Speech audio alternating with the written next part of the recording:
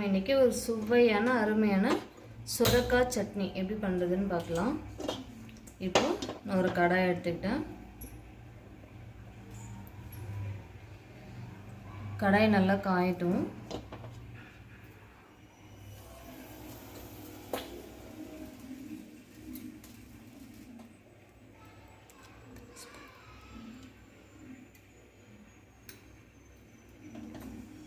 கொஞ்சமாக எண்ணெய் ஊற்றிக்கிட்டேன். ஆல்ரெடி உரித்து வச்சுருக்க ஒரு 10 பல்லு பூண்டு சேர்த்துக்கலாம்.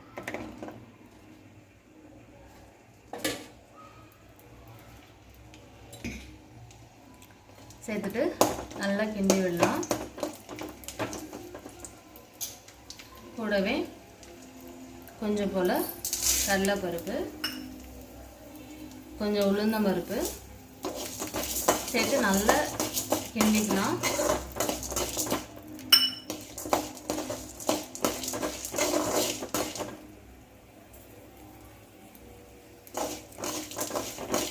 பீஞ்சிராம நல்லா வணக்கி எடுத்துக்கோங்க. இப்போ நான் கொஞ்சம் போல் சுரக்காய் எடுத்து வச்சுருக்கேன். சின்ன சின்ன பீஸாக தோலை சீவிட்டு கட் பண்ணி எடுத்து வச்சுருக்கேன். அதை போட்டு நல்லா வணக்கி எடுத்துக்கணும்.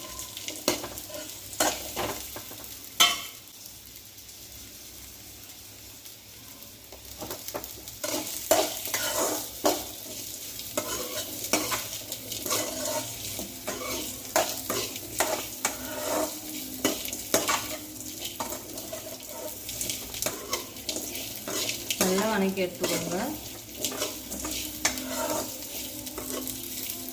ஒரு டிஃப்ரெண்ட் ஸ்டைலில் இந்த சுரக்காய் சட்னி தோசை இட்லி எல்லாத்துக்குமே ரொம்ப நல்லாயிருக்கும், டேஸ்ட்டாக இருக்கும். சாதத்தில் கூட போட்டு நம்ம சாப்பிடலாம். அந்த அளவுக்கு சுவையாகவும் இருக்கும். இப்போ சுரக்காய் நல்லா வணங்கிறதுக்காக நம்ம 1/4 ஸ்பூன் அளவுக்கு உப்பு சேர்த்துக்கலாம். உப்பு சேர்க்கும் போது சீக்கிரமாக நமக்கு வணங்கிடும். அதுக்காக தான் உப்பு சேர்த்துக்கலாம்.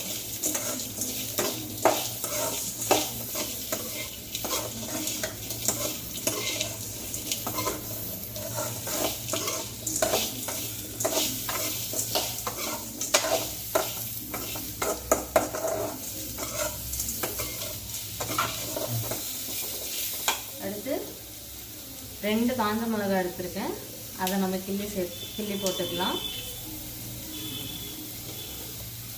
இவ்வளோ அளவுக்கு தான் நான் புளி எடுத்திருக்கேன். அதை கூட சேர்த்து நம்ம வணக்கி எடுத்துக்கலாம். புளி அதிகமாக சேர்க்க வேணாம். ஒரு சின்ன நெல்லிக்காய் அளவுக்கு நம்ம புளி சேர்த்துக்கிட்டா போதும். ஏன்னா சுரக்காய் நம்ம கொஞ்சம் தான் போட்டிருக்கோம். அதுக்கேற்ற அளவுக்கு நம்ம ஒரு நெல்லிக்காய் அளவுக்கு புளி சேர்த்துக்கலாம்.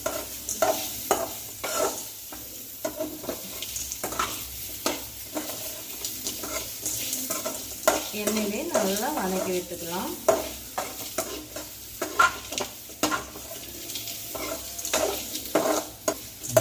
பாருங்க நல்லா வணங்கி வந்துச்சு. இந்த பதத்தில் நம்ம அடுப்பு ஆஃப் பண்ணிவிட்டு இதை ஆற வச்சுட்டு சட்னியை அரைச்சி எடுத்துக்கலாம். பாருங்க நல்லா ஆறி வந்துடுச்சு. இப்போது ஒரு ஜாருக்கு மாற்றி நம்ம சட்னி அரைச்சிக்கலாம்.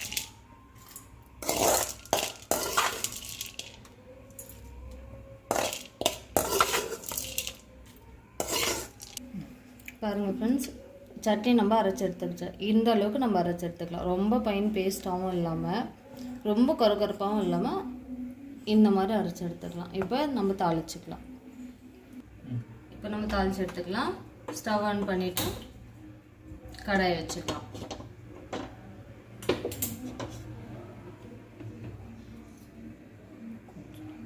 எண்ணெய் ஊற்றிக்கலாம்.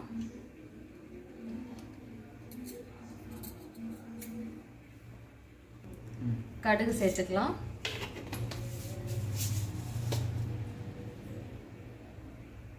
கடுகு நல்லா பொரிஞ்சு வரட்டும்.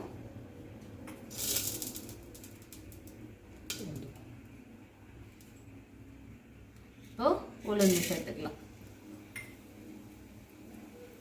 அடுத்தது ஒரு பல்லு பூண்டு, அதை நசுக்கி வச்சுருக்கேன். அதை சேர்த்துக்கலாம். நசுக்கி சேர்க்கும்போது நமக்கு சுவையாகவும் மணமாகவும் இருக்கும். 2 காஞ்ச மிளகாய் கிள்ளி சேர்த்துக்கலாம்.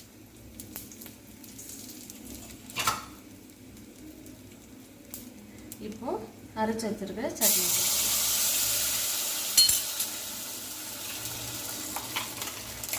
உங்களுக்கு ரொம்ப தண்ணியாக வேணும்னா நீங்கள் தண்ணி இன்னும் கொஞ்சம் சேர்த்துக்கலாம், இல்லைன்னா இந்த அளவுலேயே வச்சுக்கலாம். சேர்த்துட்டு நல்லா மிக்ஸ் பண்ணிடுங்க.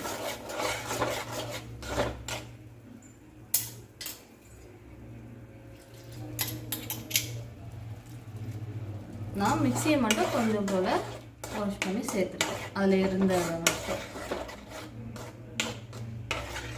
பாருங்கள், சுவையான ஒரு டேஸ்டியான சிம்பிள் மெத்தடில் சுரக்காய் சட்னி நமக்கு ரெடி ஆகிடுச்சு.